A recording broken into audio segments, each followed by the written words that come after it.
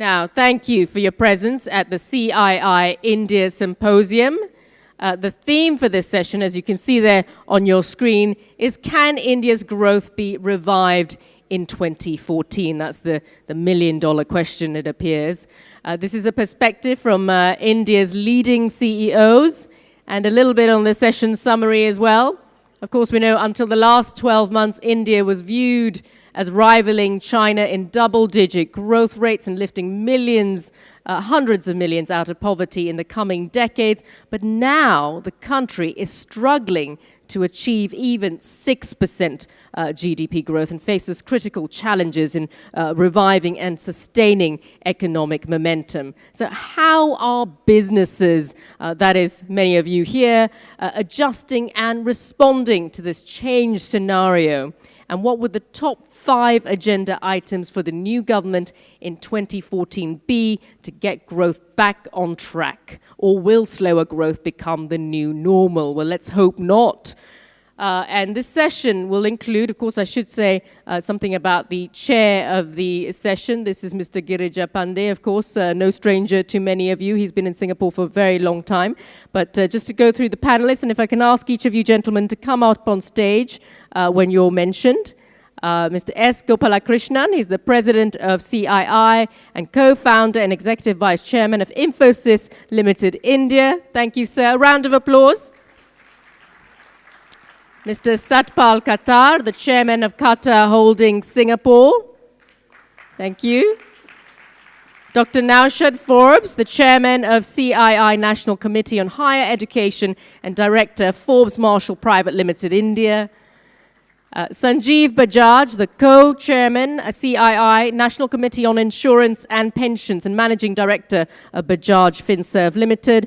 And finally, Mr. Syamal Gupta, the special advisor of Tata International India. Now, before I hand it over to Mr. Girija Pande, I should mention a little bit about him as well. He is going to be the chair for this session. He is the executive chairman of Apex Avalon Consulting.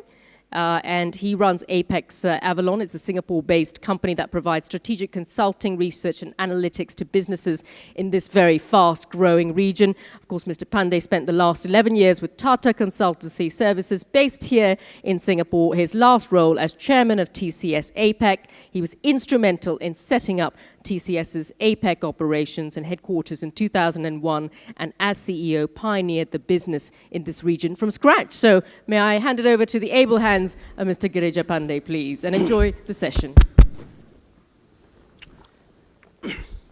Okay, so we've had a fair amount of issues taken up by the political leaders. We had the finance minister, we've had some others who have talked about India and the issues of India. I think a lot of people have had a morning session. Now this is a session where we are focused on the Indian private sector. Many times it is called as the jewel in the crown in India, where the private sector really drives growth and the private sector really is globalizing. So we've got people here who are leaders of their companies in their sectors. These are global. Some of them have done very well across. So before I give you what I think the context of this thing, let me introduce to you some of the panelists who are here. So we've got very quickly Mr. S Gopalakrishnan, who is the president of CII, but he's more known as the Mr. Infosys, as a co-founder and the executive vice chairman of Infosys. And a world-renowned company from India, and credible that he created it and now brought it to such a high level. He's also now on the board of governors at the Institute of Management at Bangalore, Institute of Information Technology, and he's a member of IEE Computer Society. He holds a master's degree in computer science from Indian Institute of Technology, Madras. I have with me my old colleague from Tata, Mr. Syamal Gupta, on my left. He is a fellow of the Imperial College of Science and Technology from London and an advanced management program at Harvard Business School. He has been with the Tata Group since '55 and served in Tata Steel in various capacity. Mr. Gupta is very well known in Singapore, as he came here in '72 to set up Tata Precision. and he's probably one of the early founders of the Tata Group in Singapore. He is on many boards of Tata companies and was a chairman of Tata International Limited. Currently, he is involved in promoting international relations with various countries as special advisor to Tata International. And he also serves as the chairman of Tata Eastern Medical Trust. He is on the Presidential Advisory Council of Tanzania, Uganda, Zambia, and Ghana. He's an expert on Africa. And he's on the Commonwealth Business Council and CIS National Council. He's also a visiting professor of mechanical engineering at the Imperial College of Science in London. On my extreme right is Sanjiv Bajaj. He is co-chairman of CII National Committee on Insurance and Pensions, and also the managing director of Bajaj FinServ Limited. He is a mechanical engineer from University of Pune, and then from the University of Warwick, and an MBA from Harvard Business School. Since 2008, he's been the managing director of Bajaj FinServ. Bajaj FinServ operates an insurance business with Bajaj Allianz Life and Bajaj Allianz General Insurance. His role includes guiding the current business and building new ones in the financial sector. He's a managing director of Bajaj Holdings as well from this last year, and he's a former executive director of Bajaj Auto and headed finance and control.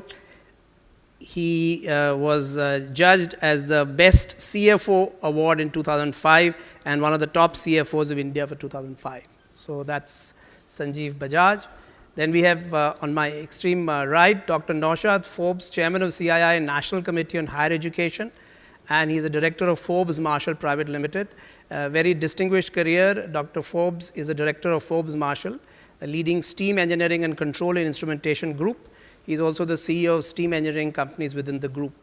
He has been a consulting professor at Stanford from 87 to 2004, and he's developed courses in technology policy in newly industrialized countries. He received his bachelor's and master's degrees from Stanford and his PhD in industrial engineering also from Stanford.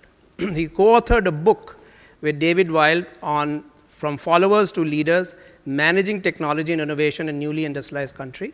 He's a member of many boards in India and an active member of the CII. So we've got a very interesting panel from India, and of course we've got our own Mr. Sat Pal Khattar.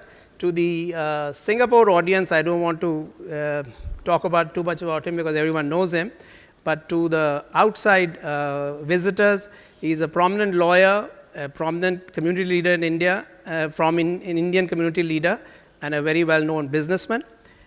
He began his career in the civil service, left the public service in 74 to set up his own law firm, Sat Pal Khattar and Company, which became finally Khattar, Wong and Partners, one of the largest law firms in Singapore today.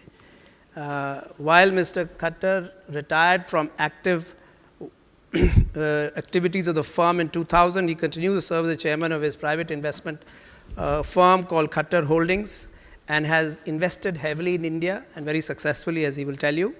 And he has been the chairman of Singapore India Network India and Singapore India Partnership Foundation.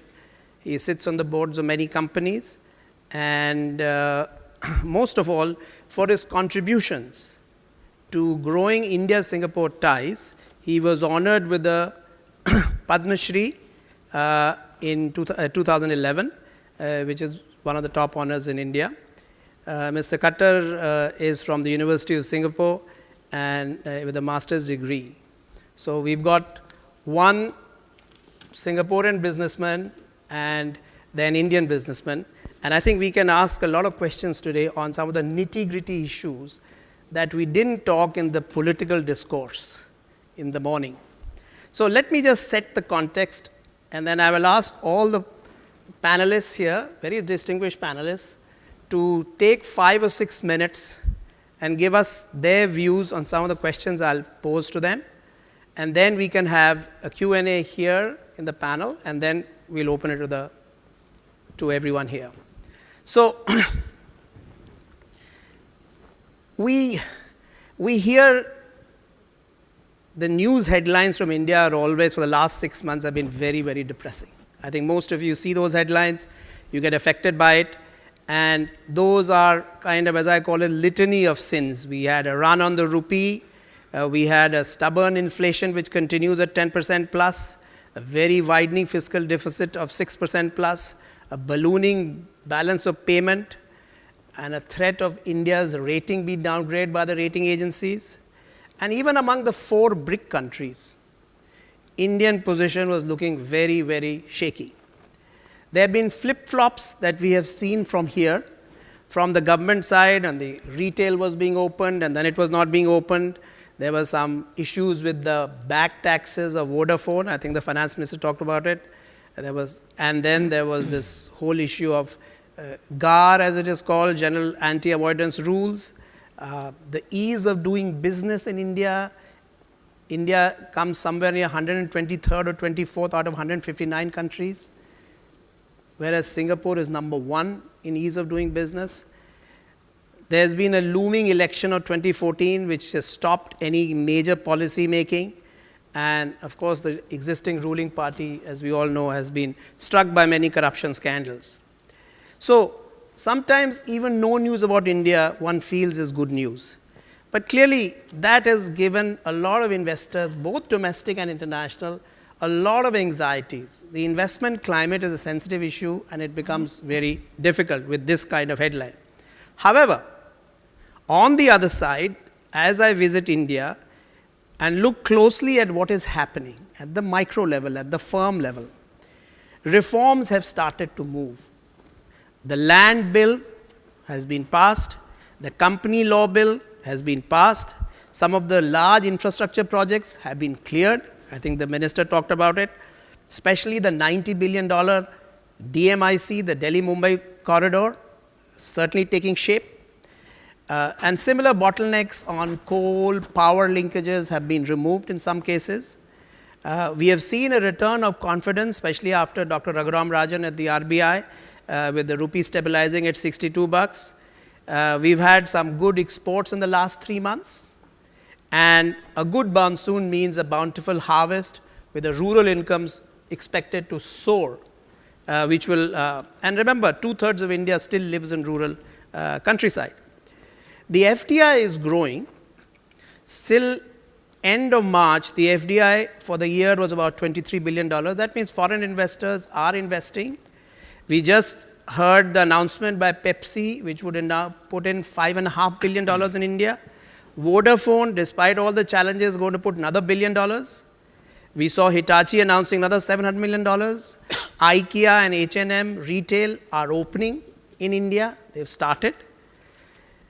And of course, for Singaporeans, the Singapore airline Tata SIA project was cleared and is on its way to become a good new airline for India.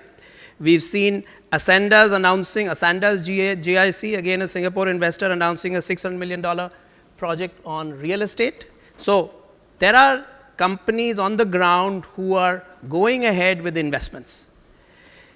On the stock markets, it's at a high. FII investments up to October have hit $15 billion. So there's something the FIIs and FDI owners know, which sometimes probably is not reflected in the headlines. So the India growth story has been dented because there's a bit of disruption in terms of the growth rate, but really the essential growth drivers remain. And those are, as we all know, a growing consumer class of 300 million people, youngest. By 2020, India's working population, which is the 15 to 60 years, would be 47% of the population. It's today 35%. This will be the largest working population anywhere in the world. The upside, if we can fix infrastructure and manufacturing, is substantial because it is really riding from the bottom. The services story, the IT export, the BPO story is intact. In fact, the IT firms are doing very well. And the high level of saving of over 30% allows India to have East Asian investment levels. We have reached East Asian investment levels. So I think these are the things which are going to drive the growth back. So let me just put down few questions which we will ask the panelists to look at. So, where do they see the economy growing? Where do we see it going in the next year? I think people here would like to hear from you your own feel of where the economy is going. We've seen how low it has got by Indian standards. We want to know what steps you see on the ground with government reviving growth. Are you seeing some of the changes that we are talking about? Can the Indian industry, despite all the shackles and the what I call the obstacle race of India, can it gear up to really, because this is the private sector, this is the engine of Indian growth, can it actually take up the slack and grow and be competitive, because Indian industry is going global? And what are the sectors that will have the potential to lead this growth? They could be domestic, they could be international. And really, on the ease of doing business, it would be interesting to know if you can see how you manage the obstacle race and how you think some of them are changing. So, these are the questions I am going to think some of our panelists can take up. So, we will have all the panelists talk 6 to 7 minutes on some of the issues they want to talk about, their own expertise, their own view, and then we will take up Q&A. So, may I request S Gopalakrishnan to lead this? Thank you. Thank you, Girija, and good afternoon to every one of you. Thanks for having me here. Let me start by giving you a medium to long term perspective, given that right now we are in the middle of an election, both at the state level as well as at the federal or the central level. Because whenever there is an election or a set of elections, politics will take center stage as to be expected, and elections are hard fought. We have had incumbents losing and incumbents actually winning in many cases in recent times, and in most cases the incumbents won based on their performance and their governance.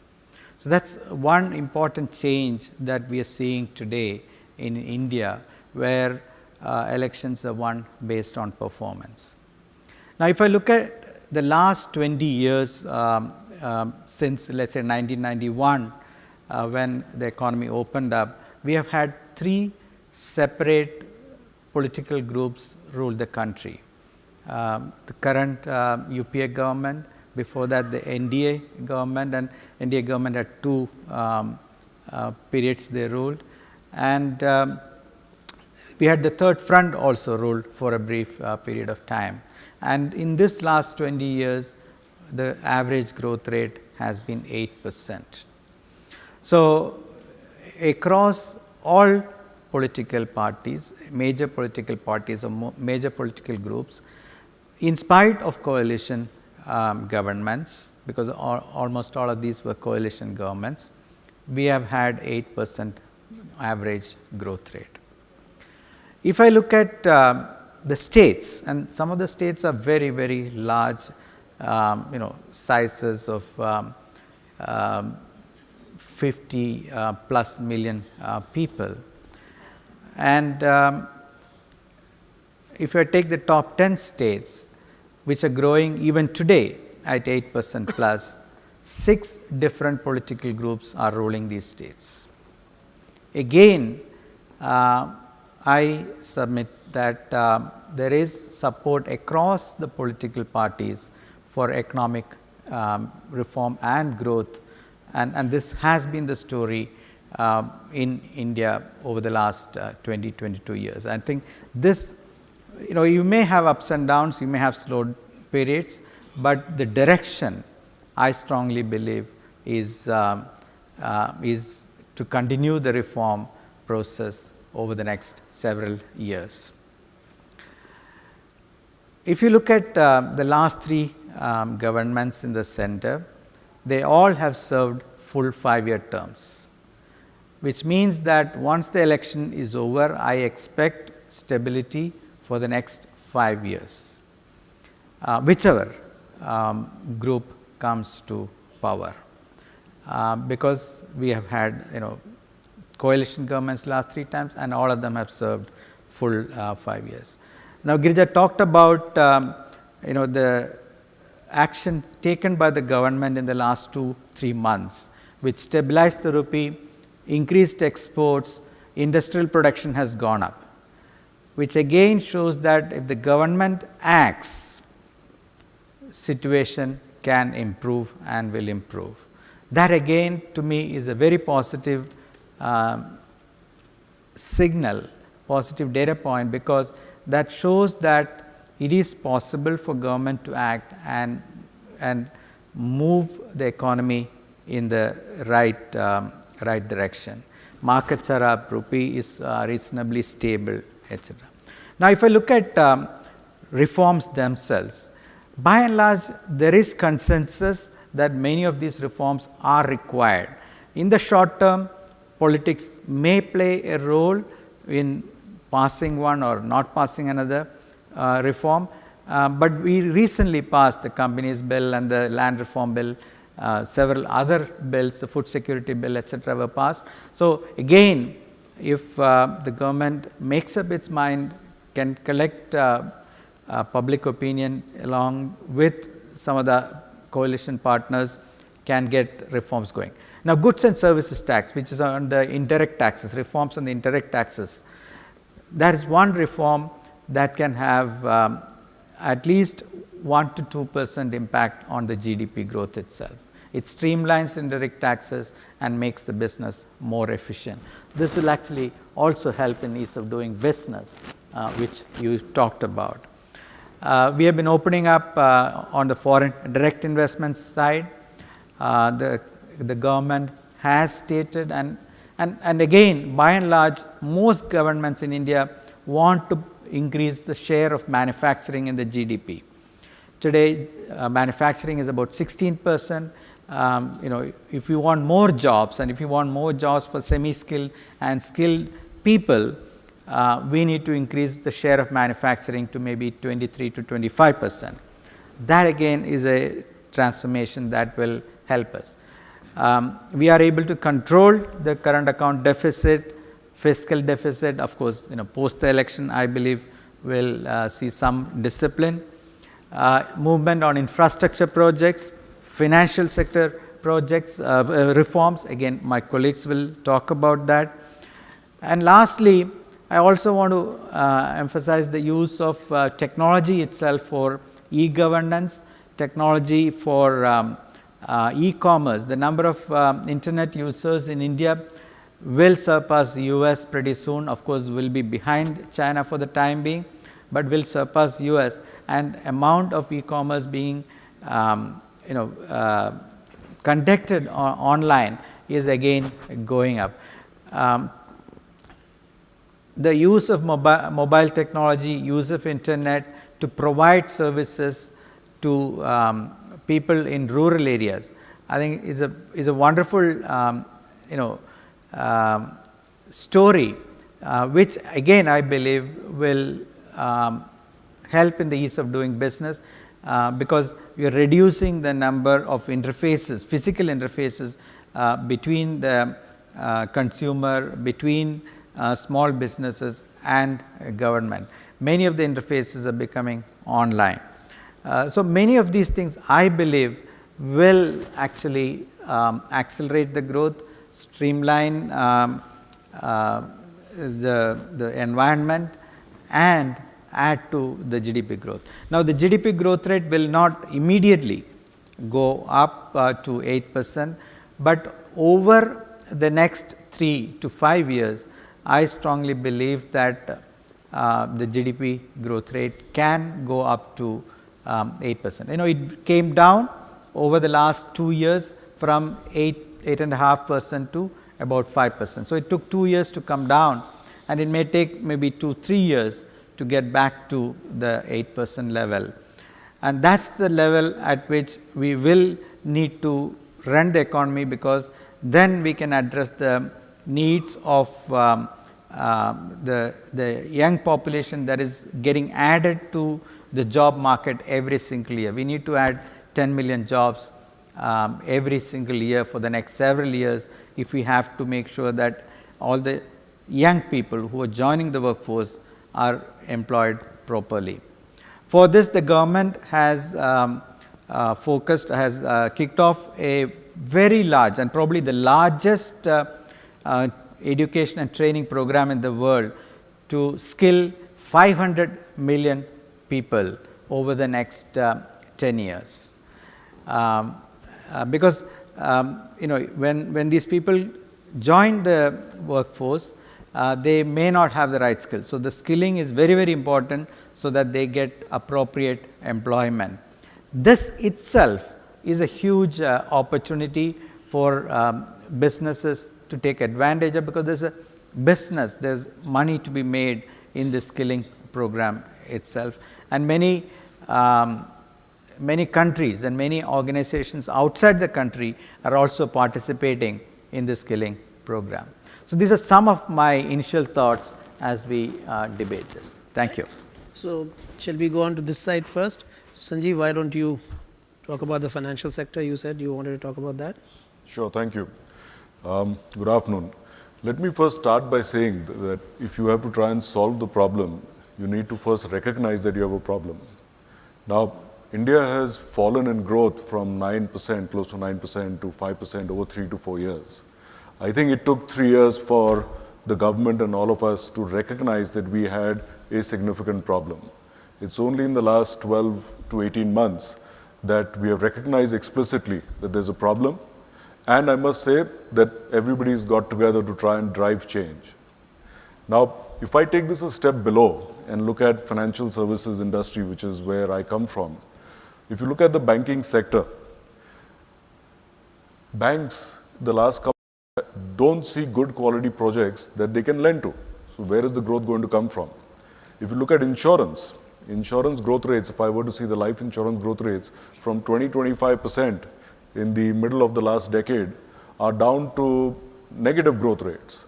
And that's because the end consumer is either moving his capital to safety towards gold loans, or when he gets 9 and 9.5% fixed deposit interest rate from banks, why would he put the money somewhere else? So that's how the financial services industry, with these couple of small examples, finds itself in. The good thing is that if you look at one of the prime drivers for growth in the last decade, it has been the large infrastructure projects in India. So if you go today to India, there are great new airports, ports, highways, which didn't exist for the first 50 years. Many of the new projects, as we all hear and know about, got stalled for many different reasons of either decision making or lack of raw material availability, etc., etc. This has now started changing. In the last 1 year, the government is making very determined efforts. A number of new or existing projects have started getting cleared. And we must keep in mind that if it takes us 4 years to slow down, we can't overnight get to 9% growth rates. So I believe that you will start seeing capital again moving towards these projects. You will start seeing these coming on board. They take time, so we have to have the patience to see that. What's also important is with some of the curbs that have come in on the investments available to the common man, whether it's on gold or otherwise, you will start seeing money come into sectors like insurance. And it's not only for the growth of the individual sector that it makes this important. If you look at 2008, when the global markets had collapsed, FIs took out from India in that year something between 8 and 12 billion dollars, if I remember right. About say 50,000 crores for those of you who know the Indian currency. The net investment that came in from Indian insurance companies into the market was also around 50,000 crores, coincidentally. So this is the source of capital that we need to keep building in our country so that our markets are not held ransom to FI flows, which for their own correct requirements will move in and out of opportunities that they see. So we need to build our own domestic resilience.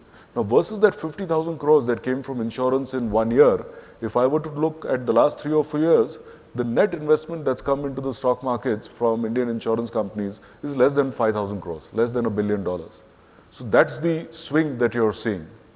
I think going ahead, just clearing the number of infrastructure projects that have been stuck will provide tremendous impetus to growth. In addition, we need to define, or we need to find what can be the next one or two other big drivers for growth for the next 20-25 years. And I think financial sector reform can play that role. We've seen from 2001, insurance in India has opened up to the private sector, and this industry has grown in the last 10-12 years, despite the slowdown of the last couple of years, at about 20-25%, which is typically 2.5 times the average GDP growth rate. Banking, we have a reformist new governor of the central bank from September. In his opening speech itself, he has talked about a number of reform measures. We know there was already a process towards granting of new bank licenses. They've also talked about allowing additional bank licenses on the tap based on fit and proper criteria and other reasons down the line. So there's hopefully no longer going to be a scarcity value around that. If you're going to bring in new banks, of course, in a certain organized manner, you will see much more competition. And that competition will foster innovation. This is what is definitely required in banking, because we need to take banking away from the top, or not away, but beyond the top 50 and 100 cities to city number 300, 500, 1,000, 2,000. That's when we can take capital closer to the individual, can we get them to participate in our GDP growth rate. So I think it's a combination of, in the short term, freeing up infrastructure projects, but the next jump has to come from some big bang reforms, and financial services reforms can be one of them. So, good afternoon. I think India has to be seen as a long-term story, and the question about what's going to happen in the short term is one to address, but I think it's good to keep the long-term context always in mind. And the long-term context, as you mentioned, is going to be driven by consumer demand, and growing consumer demand really powering the economy for several decades to come. My best example of that is it's one data point, is a security guard that we have at work. And he told me a few months ago, with great pride, that his daughter had just finished her degree in engineering. His daughter had just finished medical school and had started practicing as a doctor.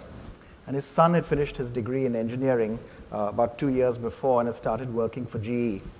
And this family had suddenly gone from, in a 2-year period, from a family income of something on the order of 10 to 12,000 rupees a month to something like 150 to 180,000 rupees a month. And he's not the only such person who's been through this kind of process in India. The issue is, how do we make sure that this happens? This is something that millions of people experience, and not just hundreds of thousands of people experience.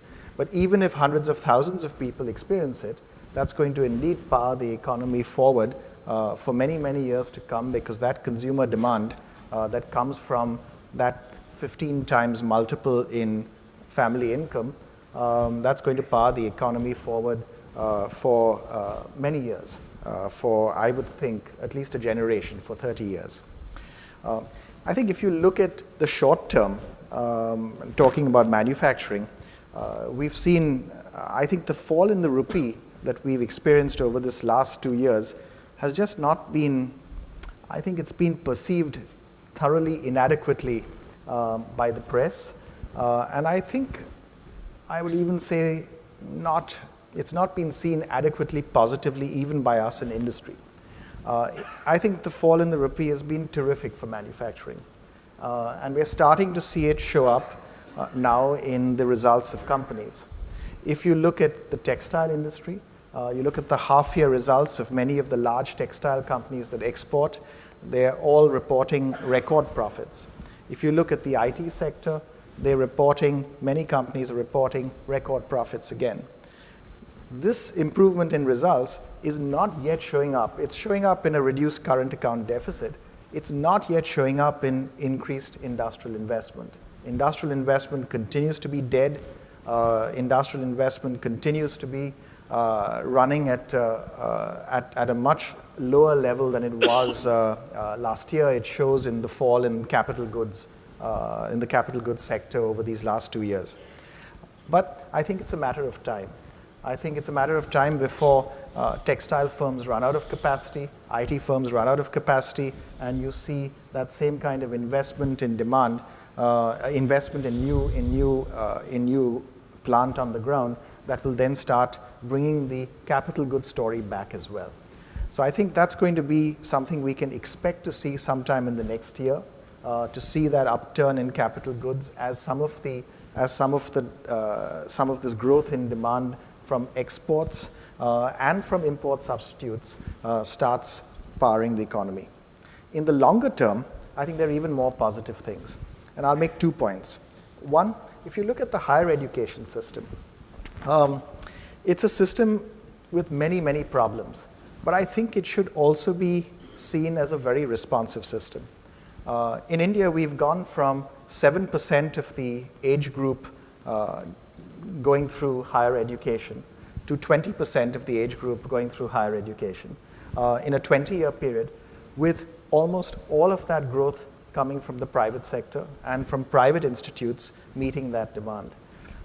That's a huge increase. It's second only to China in terms of the millions of people who are now getting a college degree.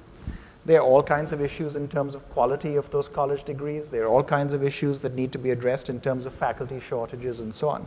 But at the end of the day, there are many millions more people getting a college degree than there were 20 years ago. The system has demonstrated its ability to respond quite effectively, and that's what then leads to, like our security guards' children, getting medical degrees and engineering degrees. They're getting them from these private institutes. So I think there's a lot that we can expect as we see this higher education growth flow through into the economy more broadly. I think our challenge lies actually on the skills side and in creating many less skilled, high-quality jobs.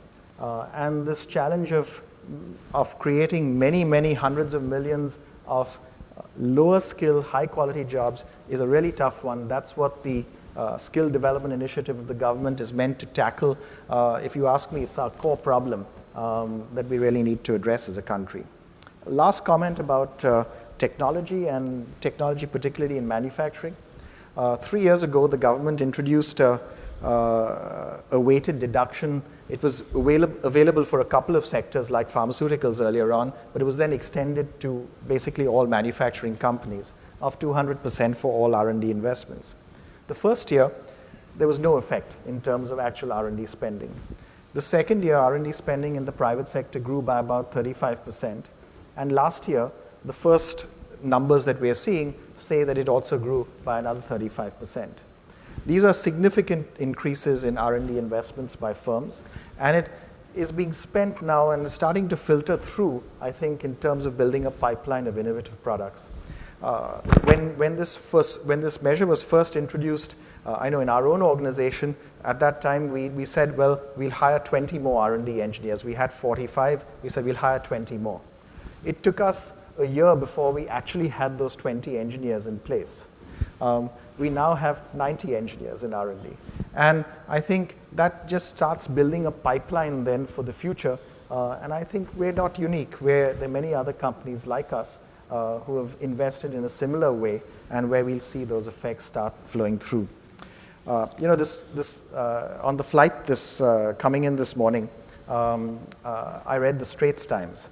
And the Straits Times reported, you talked about the news headlines in India. And one of the headlines in the Straits Times this morning was about a major crime that had been committed. And the major crime was that someone had thrown a pot of white paint on a car.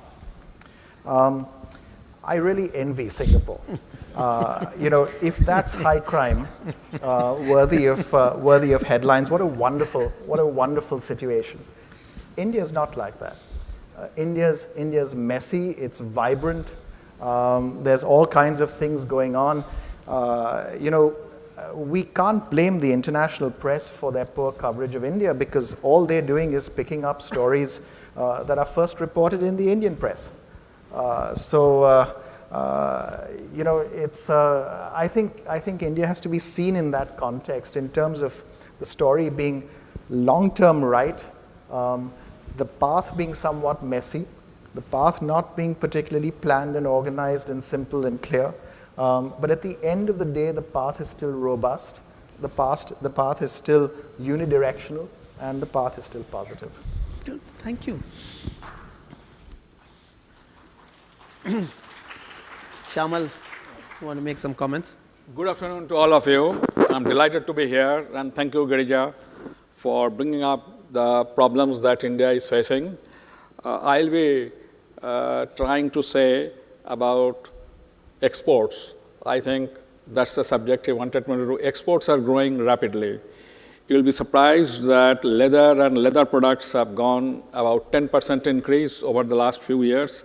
Chemicals, fertilizers, engineering goods, including buses and trucks, all are growing in two-digit form. That means creation of employment, creation of investment in production and R&D facilities. So I'm very positive that if we take a serious view about export-led growth, which government is promoting, I think all the problems, I think most of the problems of exports have been addressed by the government in terms of availability of funds, in terms of availability of incentives and market research.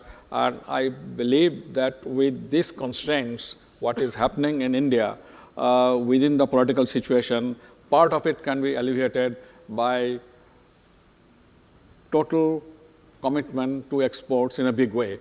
Currently, our economy is $1.8 trillion, and our exports are around $300 billion. But let me tell you one thing. In 80s, our exports were 8 billion, and today it is 300 billion. And the rate of growth is going to be more than 20–30% on a quarter-to-quarter basis. If this continues, I think the economy will be revived, and in this process, the quality of the products will be better, and our marketing and networking will be better, which will overall help the Indian economy and industry in a big way. Now, we have discussed about the constraints, but also let me tell you, as you might know, that our Indian investment in infrastructure is going to be $1 trillion. One project alone is the corridor. Plus, there has been 30,000 crores investment, which has been committed by the Prime Minister's Committee, which will also create employment, also give a boost to the economic growth, and also support exports. Like we are talking about various projects being stalled, but POSCO in Odisha is coming up. You know, after long years of delay, it is coming up. Airlines, Tata Singapore Airlines is coming up, and also retail, some of the major projects are coming up. There are problems, but there are possibilities also, and exports is one way, like Singapore is totally export-led growth, which is like Japan or South Korea. And I think India is taking up that cause towards producing quality products at a cheaper price and to get into the market globally. Today, Indian products are finding not only in Africa, Southeast Asia, but in Europe and America, we are finding a niche market for textile. Textile, really, we are out of capacity. Textile products from India is very competitive with China, so are chemicals. China is very big in chemicals, but Indian chemical products and plastic products are getting competitive. And with the rise in price, labor cost in China, I think Indian labor cost is still competitive, and with a little bit of skill and training, I think India will be able to capture a bigger market. And I think Ministry of Commerce is very keen to grow the export in double-digit growth over the next few years, and I think it will be possible. You look at the exports of IT, I think our President knows it is going well, and it is going for higher and higher value-added, high-tech jobs it is going, and it is going to grow to new places. Another big area where India is doing well is the pharma. Pharma is growing very fast and growing exponentially in many areas with the government support in many sectors, particularly on the R&D. I think with this investment in infrastructure projects, with the exports-led, government direction towards export-led economy, Plus, another thing we have not touched much, that Indian skilled people and unskilled people, they are finding their way to Middle East and other places. And if we can train these people, so instead of who may be going as a ordinary fitter, if he goes as a hire mechanic, they will earn more. These Indian expatriates send a huge sum of money going into billions, and if we can train our people towards higher quality jobs, that will really contribute significantly towards the current deficit account and also the financial consolidation what we want to do. And little bit reduction in capital cost and more availability of funds, I think more projects will come. And more projects I see in the last 2 years, that people are trying to have tie-ups with major corporations abroad for export of the products. One major area is defense. Defense, a lot of people are coming to India to take advantage of the availability of the good quality engineers, good quality technicians to make products here for Indian defense and also for export. And also, in new areas are coming, composites, then your avionics. Those are new areas, and those will be, while supporting the domestic thing, it will also support export. So I think long term, I agree with my colleagues that the Indian story is very positive with a robust economic development and growth and export-led, which will certainly help the country to progress in terms of future growth, development, and also getting a place in the world economy to an enviable position. Thank you very much. Thanks, Syamal. Sat Pal, you will bring up the rear and give us the Singapore point of view and your Indian experience. Thank you, Chairman. I'm glad you clarified that I'm not from India, because this one made me feel insecure as to whether or not I'm neither from India nor leading nor a CFO. So having clarified, it's good. Now, of course, having said that, I go to India fairly often, and I'm on the board of Gateway District Parks, which is an important type of business or industry that has been set up with Singapore support and a substantial Singapore shareholding, and which has become the largest player in the private sector of the three barrels, which is in ICD, logistics, in the carriage of boxes, i.e. containers, and now in the cold storage movement and storage. So there are many stories like that that show that really India offers a fairly good opportunity for many foreigners to look to India for their future growth. By and large, we've been investing in India since the early 90s, and we're very happy with the investments that we have made in India. And it's an attractive place for investment, and it's logical. Where money is hard to come by, and it costs 12 to 18%, and you have to be on your bended knees with your banker, and I'm only talking about the small and medium enterprises, not the largish businesses that the rest of this panel is familiar with. But therefore, we find that the Indian businesses are very happy to accommodate us. Instead of having to look to the banks for the money, if we can put the money and they are prepared to share their upside with the foreigner in these smaller or smallish enterprises. Can India grow?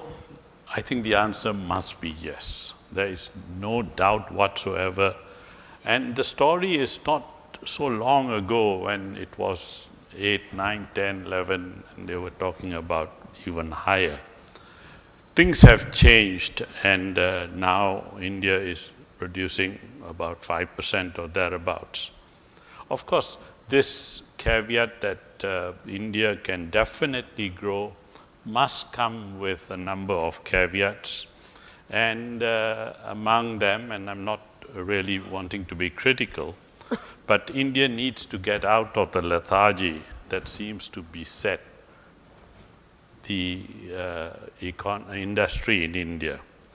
Democracy is not an answer to all problems and to explain away the problems.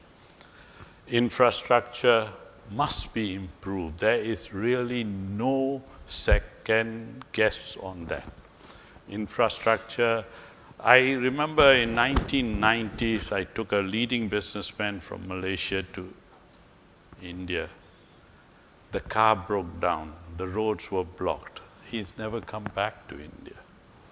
And these are the kind of things, when we were at the top of Oberoi building, he asked me, he says, show me where are the new buildings.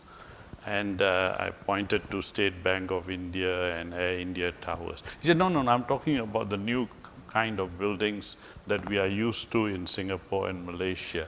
And I said, that is of course, things have changed, and Bandra Kulra is a beautiful example of a whole new environment that can compare to world standards. But that just shows that it can be done. There is nothing. The Indians are very clever people, and they have the ability, with their back to the wall, to produce anything. I mean, the success of the IT industry, the success of many other industries, and the export-led growth that Syamal was talking about demonstrate that there is nothing really wrong with India.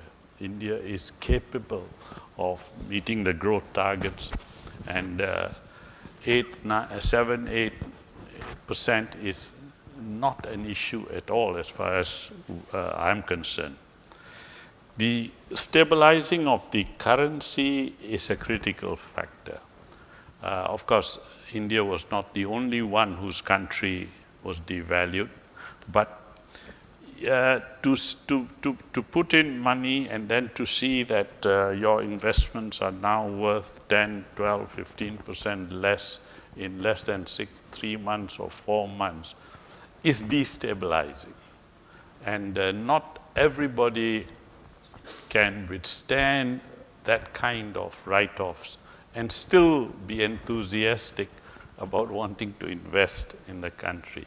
Of course, these are not problems that affect the Indian investor because he is thinking in rupee terms, and that's fine. Rupee goes up or down, doesn't. In fact, the rupee goes down, the exports go up.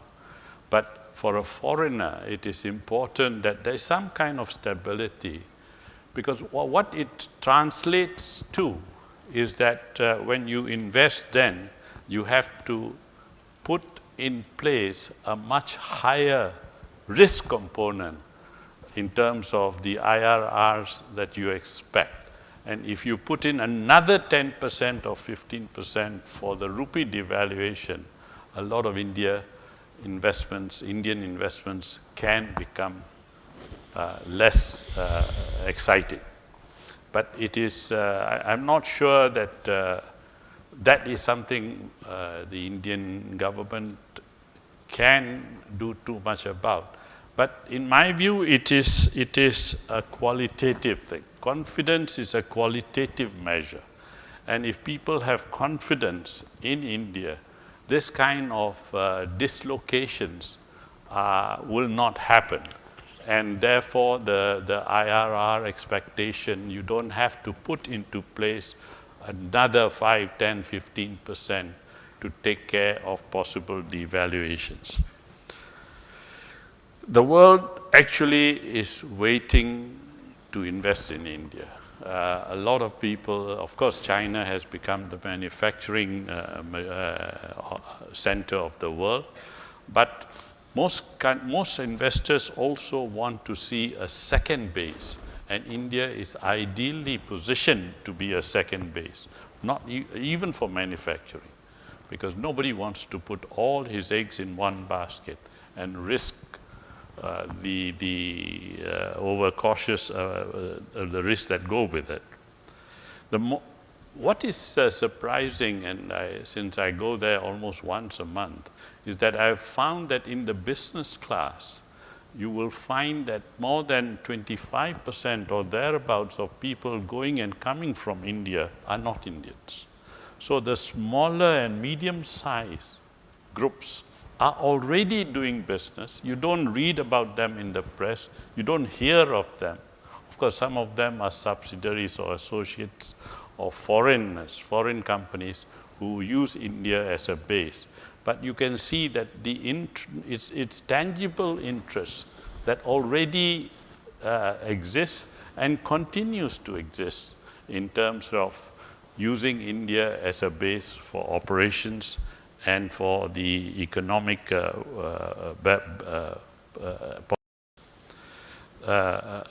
as I said, there is a need to restore confidence, which will lead to robust growth. It doesn't matter which government comes in the 2014 election, so long as one can see medium term, because it's not possible in a country like India with diverse permutations to ensure long-term stability of the kind that we are used to in Singapore. But even in terms of medium term, if there's stability, India should have no difficulty reaching the 7, 8, 9% growth that most of the world is quite happy to look to for India. But that part of the destiny is in Indian hands. Thank you. Good. Thank you, Sat Pal. So I think we heard a very bullish outlook, and this is so different from when people read headlines. And I'm glad what came through was a long-term view, a very seasoned view of how captains of industry are looking at growth and are not getting bogged down by temporary reductions or temporary issues which focus on it. I just want to ask one or two questions of the panelists, and then we'll open it to the public. Because we are talking about South Asia here, Chris, I would like to ask you, one of the challenges with South Asia is that we don't trade with each other much for historical reasons. Not much happens in the region, whereas here in ASEAN we have a very huge inter-ASEAN trade and trade with Asia. So in the regional context, how do you see that grow? India is clearly the 80% of South Asia. It has to drive some of these and allow its market to be opened up to South Asian countries in the neighborhood. So I just thought if you have any sense of that. So, by and large, India has been looking to Europe, to the US, to the developed markets mostly.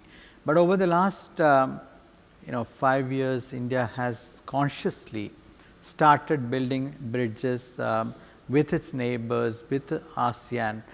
In fact, I remember the last time I came to Singapore was to flag off the ASEAN car rally actually, which started here in Singapore, went through all the ASEAN countries and then ended up in New Delhi. Similarly, there is a increased business to business relationship building exercise that is happening with Pakistan, with Sri Lanka, with Bangladesh, with Myanmar. As Myanmar opened up, we have had multiple delegations now go to Myanmar. So I feel that it takes a little bit of time because these are again independent countries, large population, and as you said, we have to find the right products, the right services in order to look at increasing trade. But India sees this as an opportunity, and Indian businesses are starting to invest into either manufacturing in these places or buying components, buying services, or selling into these markets. So, that increase is happening actually. In some of these places, of course, from a low base, the growth rates are actually about 10, 12, 15% on an annual basis. So, I see this as an opportunity. I see consciously industry and government working together to build trade with South Asia, Southeast Asia, ASEAN countries, and I am optimistic actually in this regard.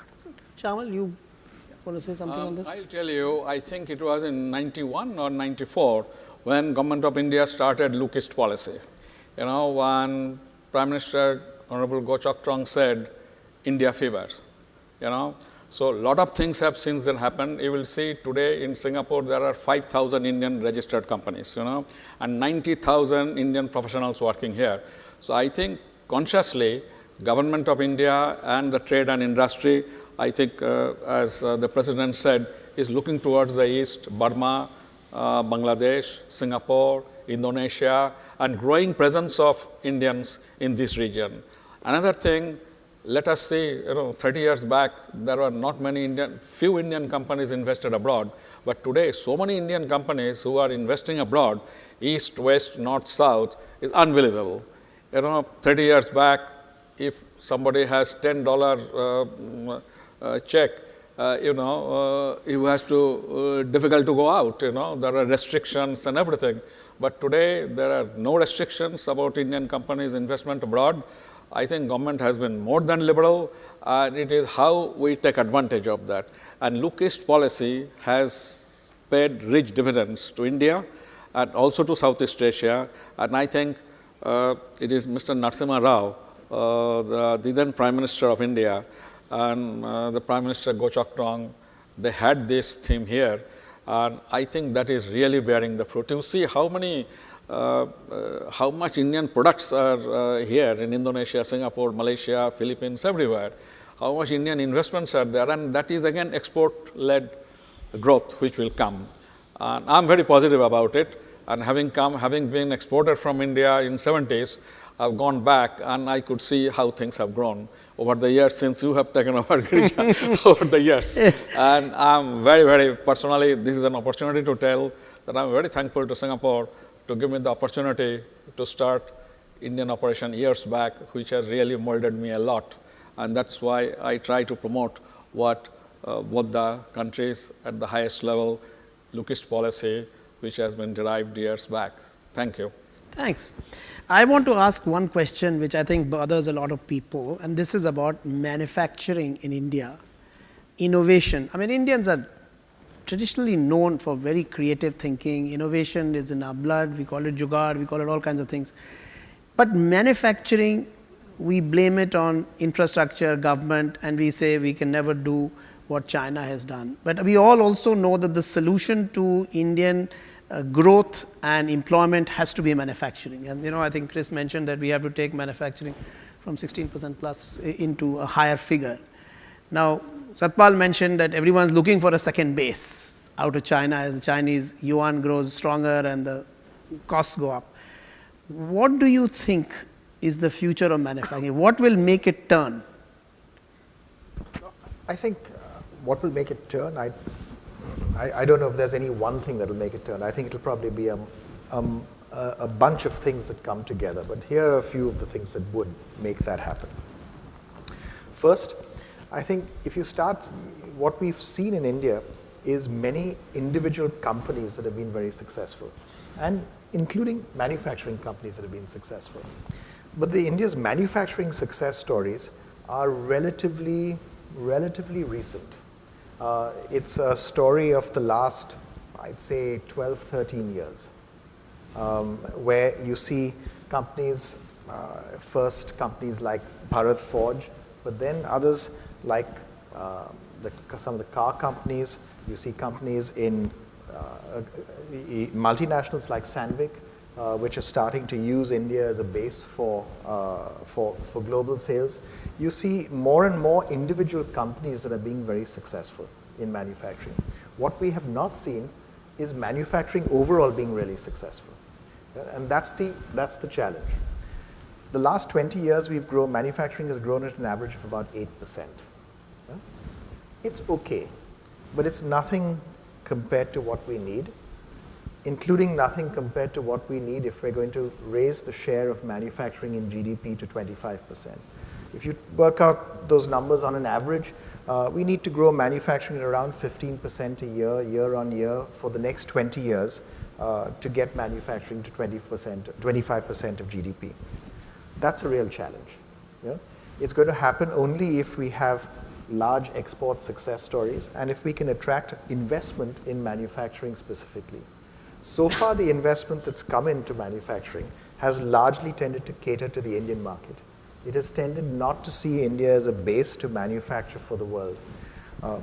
That's starting to change. And I think if the exchange rate keeps moving in the right direction, and by right direction I mean the rupee keeps dropping, right? I think we'd see that start to happen. Subir's sitting in the front row over there, and he would tell you about the exchange rate and its effect on manufacturing. I think it's completely underappreciated. If you look at the last 5 years, I think in India we've been suffering with an overvalued exchange rate. And I think the exchange rate has really finally started to come right. The devaluation of about 25% against the dollar in the last year has been excellent. If you compare the rupee against the renminbi, it's been about a 35% devaluation. That kind of change is quite dramatic and needs to start now showing up in investment on the ground. I think it'll start with Indian firms investing for export, and it will extend then to foreign firms investing in India for export. Good. Okay, we've had quite a few questions here. Now we'll open it to the floor now. Please state your name and raise your hands, and the mics will come to you. There's one here. Yes, please. Thank you, gentlemen, for the great insights. My name is Deepu Joseph. I work for Royal Bank of Canada. My question is to Mr. Bajaj. We hear about the Indian banking and financial services sector, which is evolving well with new licenses getting granted, or the plans of major houses getting into banking, and some of the NBFCs may eventually turn out to full-fledged banking. We also hear about banks, the likes of UBS exiting the sole branch license. We hear about the retail banking being extremely costly in India. We also hear about a lot of off-balance sheet work happening in India, wherein you need not really go for banks lending, but capital can be raised through other sources. But thank you for interesting perspective on the infrastructure potential. Can you talk a little more about the specific opportunities in the Indian banking sector, which probably we are not seeing, which the Indian government is seeing, and probably NBFCs are seeing, which drives the next level of growth in the Indian banking? Thank you. Well, you started off saying that you hear about new bank licenses coming out, and some NBFCs may get it, others may get it. So we also are hearing the same thing. There's nothing more than that I know as different from you. However, coming to your question on opportunities, banking in India till about 20 years ago was essentially with the public sector after the initial privatization took place. And then you saw the first set of private banks coming in around 93, 94. And the next set came a little later, and then finally 2003-04 was the last few that came. Each one of them ended up finding certain spaces to build their own capability, because you had these very large PSU banks with very deep relationships already there. So as the new guys came in, both the opportunity in India, because the pie kept growing, as well as select opportunities within the large banking space, people started focusing on. And you can see very different strategies. If you look at an HDFC Bank versus a Axis versus a Kotak, you will see very different strategies that they have followed to come to their current growth levels. Yet, if you see the market is so large, Mr. Khattar over there was talking about the alternate source of capital that they are able to bring into India, because there's so many SMEs who have to stand outside the doors of large banks.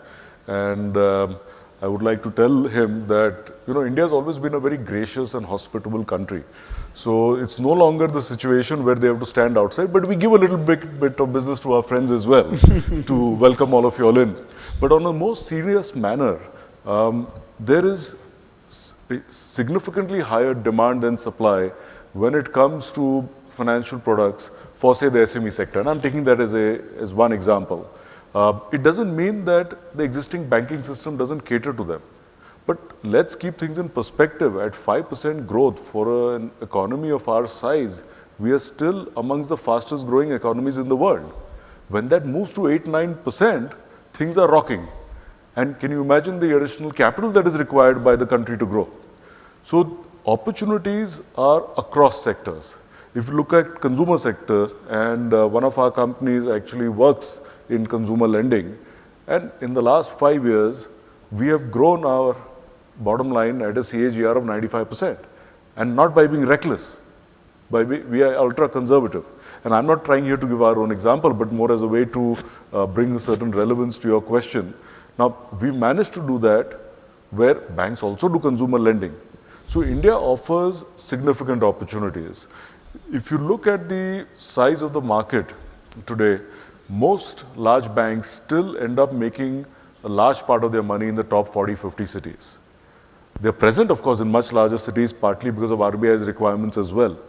But I think you need the next set of licenses. You need foreign banks to come in through the wholly owned subsidiary route and get almost equal treatment to expand their presence in the country, because only then can you start pushing innovation. And a good analogy over there is what has happened in insurance.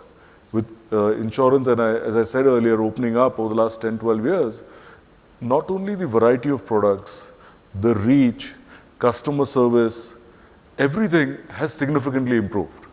And we see a similar opportunity in banking as well. Thank you. Okay, there's one there. Yes, please. And after that, we'll first take that one. Yeah, then there. Yeah. Hi, my name is Manoj. I'm a little bit off sleep as jet lag. I just came from UK. Sorry if I did not make my question very clear. This is actually a question in an American entrepreneur was talking in a particular country, and he asked those country leaders, when you going to have Google, iPad, and Viagra? And everybody laughed, and I don't want to rephrase the same question here because sometimes India and Viagra is not important. So my question is, talking about 2014 growth rate, but when India going to have Google, iPads, what is stopping? Okay, so this is a question of innovation, especially in the IT industry. So maybe I'll get Chris. Who better than Chris to answer that question? First of all, I want to step back and say that there are many products in the application space which are coming out of India, which are considered world class. So if you look at universal banking, co-banking, 3 of the best products are actually of Indian origin. 2 are still Indian owned. One is with Oracle, one is with TCS, the other one is with Infosys. If you look at the top 3 products in the world in banking, you will find that they are of Indian origin. 2 are still Indian owned. If you look at cargo handling, airport logistics, etc., Dubai Airport, Terminal 5 in Heathrow, the product is of Indian origin. The company is based in India. If you look at payment gateway, many of the major banks, I don't want to name the well-known brands The payment gateway software that they use is of Indian origin. A company called Suntech in India makes that product actually. Now, you come to the new age products. There is a small company in India called Innos. They are the best example of providing internet for the offline world, internet using SMSs. Because smartphone penetration is about 15–20% in most of the world actually. So, who caters for the remaining 85%? And the best known product is coming out of India. So, what I am saying is that you will see spaces where Indian companies are starting to make their presence known, and one of these days you will find a Google or an iPad or something like that coming out of India. You have to remember that there is only one Google across the world. So, you can ask the question, why not UK, why not Singapore, why not Japan, why not, every other country you can ask, why don't you have a Google? And India is only one of those countries you are going to ask that question. All I am saying is it's happening in the product space. Indian companies are making their presence known. Last point, when I look at tablet computers, okay, the low end is going to be dominated by companies in this part of the world, in China, maybe India, etc. In India we have the Akash tablet, which is very popular. At $50 to get a tablet that's usable can revolutionize education across the world. Now, that's being tried out in the US, in India, in many parts of the world. So, I am actually optimistic when I look at the startup ecosystem in Bangalore and in places like Bangalore in India. Exciting companies are there, and some of them are going to be well known in the future. Thank you, Chris. There's one question, someone raised their hand here. Yes, please. This is Manish. We need to start wrapping up, so let's take one more after that. Yeah. This is Manish representing asset management company in Singapore, UTI. So my question is, a few days back there is an article written by Mr. Arvind Pangadia in Times of India, where he was making a statement that now India is importing Rakhis and Ganesha idols from China. The question here is that, and he was saying that there is complete lack of interest from the Indian entrepreneurs and industrialists in labor-intensive industries. So I just want to ask a question to the panel, that why this is so, in spite of we have a large skilled, unskilled population, and 50% of the population is below 35 years of age. You want to take that? So I think as a country we've mishandled our labor laws. We've created a set of laws where we make it very expensive to hire and fire people. And that lack of flexibility then feeds directly into a lack of relatively low skill manufacturing jobs. It's something to address. You seek alternative routes. You have the growth of large numbers of contract employment in India. It's not a very good thing, because then with contract employment, one doesn't have an incentive to invest in training and in skill development. So it's a problem that needs to be addressed, but it needs to be addressed squarely by addressing the core issue of labor laws. I'll just make one comment though. Soon after 9/11, there was this great outpouring of nationalism in the US, and everyone started flying US flags all over the place. And the flags were all actually made in China. Then there was a problem with that. So this effective Chinese company started supplying the flags with a little kit that said "Made in USA" on a separate label, and you could sew your "Made in USA" label onto the flag that was made in China. So many countries have this issue with low wage manufacturing. Okay, there's one more. We'll take the last question. Yeah. Mr. Jobai. My question is really cost, logistics. When you manufacture something and get it to the port, how much more does it cost in the current way to reach the port? How long does the goods stay in? Because the port cannot handle all the cargo that's loaded in. This is a question we've solved in Singapore. But in India, this is a major thing in my opinion. I don't know whether I'm saying the correct thing or not, but if the cost of logistics comes down everywhere, your products automatically become cheaper, and your orders from overseas clients also will increase.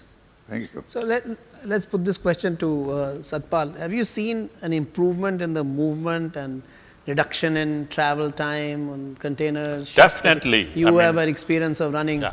I think India of today is vastly improved over the India of 10, 15 years ago. And the direction is very clear. And it is only a question of time. Should it have been faster? Yes. Could it be better? Yes.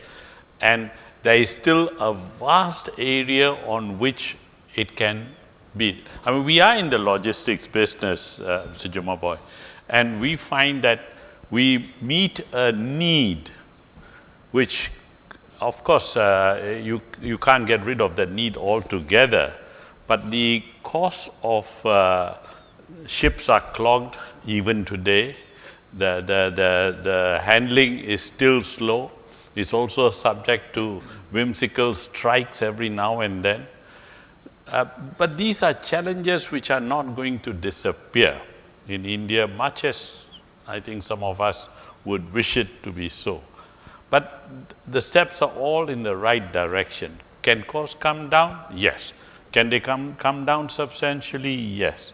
But it'll take a bit of time. So why don't we ask Chris to, Chris, why don't you then also summarize your last? Yeah. So very quickly, the way the government is trying to address this problem is to create special zones where they can have differential laws and differentiated laws, etc. National manufacturing zones under the new national manufacturing policy allows for special treatment for these zones, and it also allows for import of material which can be then assembled and things like that and exported back. So they are looking at ways in which they can address some of these problems, because you can't solve the problem across the country in a vast country like India, but they can actually create zones where they can have special treatment, etc. And several national manufacturing zones are being planned, some of it with overseas investment and things like that. And I expect actually those special zones to have competitive logistics infrastructure, etc. And this is what I think China has also done in the beginning. So that's what India is planning to do. In summary, let me say this actually. In the short term, India is chaotic, unpredictable. You will have ups and downs, good days and bad days. But when you step back and look at the last 20 years and the next 20 years, when you look at the entrepreneurial spirit and passion that you see in India today, I am actually very optimistic, because the people are going to push the government to do the right thing, move in the right direction. The aspirational youth that we have, and which has been liberated in some sense. The public outpouring, the noise that we hear, I think will push all of us actually, not just government, all of us to actually align and move in the right direction. At some point, when all of this happen, you will see that growth rate will get back to 8-9%. That's what I believe will happen. Okay, on this optimistic note, let's give our panelists a hand. They've come from long distances, overnight flights. thank you very much for being here and for your submissions. Okay.